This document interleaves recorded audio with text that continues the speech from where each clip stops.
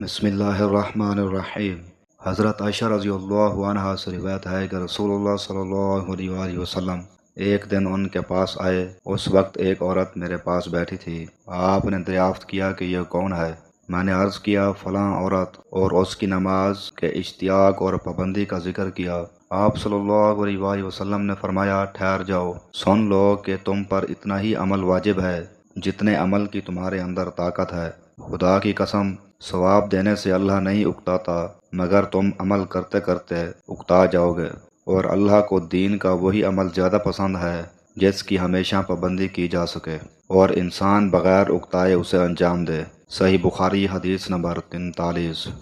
حضرت عمر بن خطاب رضی اللہ عنہ سے روایت ہے کہ ایک یہودی نے ان سے کہا کہ اے امیر المؤمنین، تمہاری کتاب قرآن میں ایک آیت ہے جسے تم پڑھتے ہو، اگر وہ ہم یہودیوں پر نازل ہوتی تو ہم اس کے نزول کے دن کو یوم عید بنا لیتے۔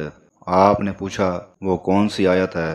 اس نے جواب دیا سورہ مائدہ کی یہ آیت کہ آج میں نے تمہارے دین کو مکمل کر دیا اور اپنی نعمت تم پر تمام کر دی اور تمہارے لیے دین اسلام کو پسند کیا۔ حضرت عمر رضی اللہ عنہ نے فرمایا کہ ہم اس دن اور اس مقام کو خوب جانتے ہیں جب یہ آیت رسول اللہ صلی اللہ علیہ وآلہ وسلم پر نازل ہوئی۔ اس وقت آپ صلی اللہ علیہ وآلہ وسلم عرفات میں جمعہ کے دن کھڑے ہوئے تھے۔ صحیح بخاری حدیث نمبر 45۔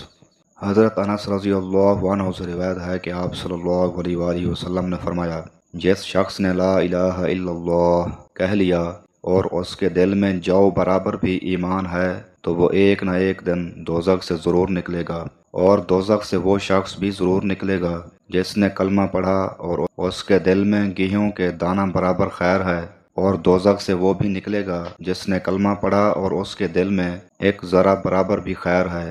حضرت امام ابو عبداللہ بخاری رحمہ اللہ فرماتے ہیں کہ ابان نے بروایت قتادہ بواسطہ حضرت انس رضی اللہ عنہ رسول اللہ صلی اللہ علیہ وآلہ وسلم سے خیر کی جگہ ایمان کا لفظ نقل کیا ہے۔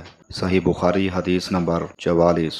حضرت ابو ہریرہ رضی اللہ عنہ سے روایت ہے کہ ان حضرت صلی اللہ علیہ وآلہ وسلم نے فرمایا جو کوئی ایمان رکھ کر اور ثواب کی نیت سے کسی مسلمان کے جنازے کے ساتھ جائے اور نماز اور دفن سے فراغت ہونے تک اس کے ساتھ رہے تو وہ 2 قرات ثواب لے کر لوٹے گا، ہر قرات اتنا بڑا ہوگا جیسے احد کا پہاڑ، اور جو شخص جنازے پر نماز پڑھ کر دفن سے پہلے لوٹ جائے تو وہ 1 قرات ثواب لے کر لوٹے گا۔ صحیح بخاری حدیث نمبر 47۔